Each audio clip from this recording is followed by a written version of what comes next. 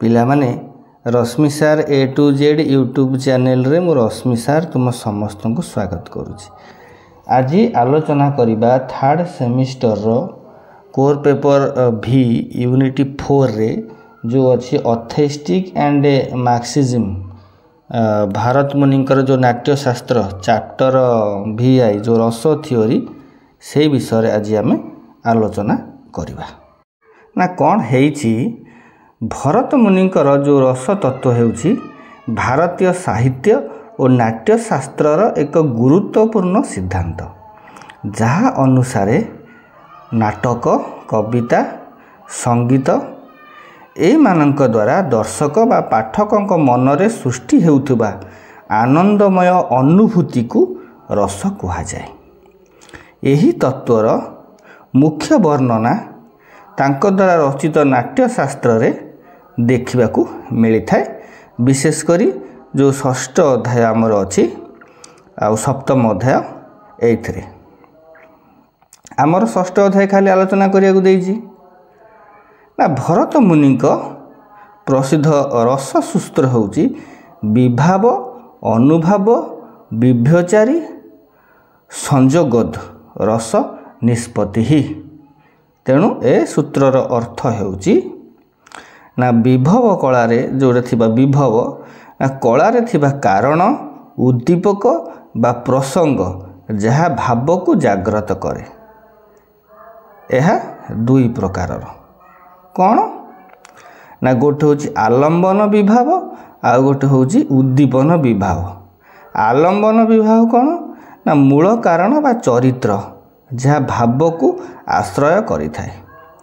उद्दीपन विभाव कौन परिवेश परिस्थिति बा अन्य कोनोसी विषय जहाँ भाव को अधिक तीव्र करे।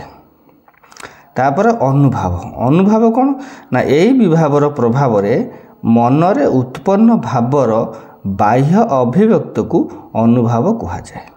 जेपरि खुशी हेले हसिबा बा दुख हेले कांदिबा। विभ्यचारी भाव बा संचारी भाव कौन ना यह हेउची एक अस्थायी भाव जहाँ स्थायी भाव को पृष्ठ करे।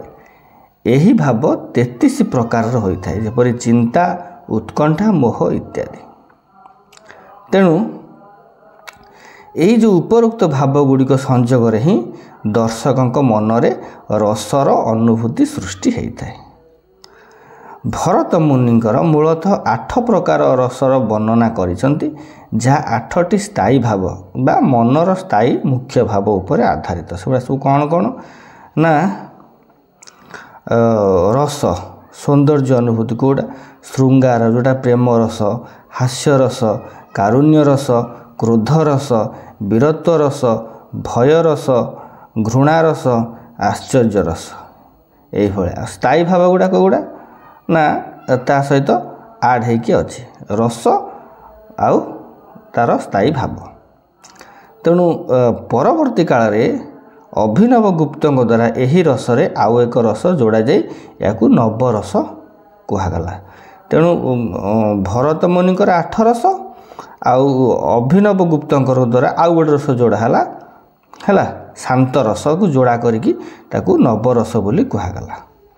तेणु भरत मुनिक रस तत्व अनुजाई कौनसी कला कृतिर मुख्य उद्देश्य होउछि दर्शक बा पाठक माननकु एक धारणा बा व्यक्तिगत भाव अनुभूति उठाई एक अलौकिक आनंदमय और निरपेक्ष सौंदर्यानुभूति को प्रदान करिबा। यही अनुभूति केवल मनोरंजन नुहे बरं एक आध्यात्मिक स्तर आनंद प्रदान करिथाए। जड़े दर्शक जेतेबेले कला को अनुभव करे से निजर व्यक्तिगत सुख दुख ठारू दूरे जाई कलार साधारणकृत भाव को उपभोग करिथाए। याकू साधारणीकरण मध्य कहा जायथाए। यही प्रक्रिया रे ही रसर उत्पत्ति होइथाए। पिला माने आज पई एतिकी पुणी देखा नेक्स्ट क्लास रे रहुची। Have a good day.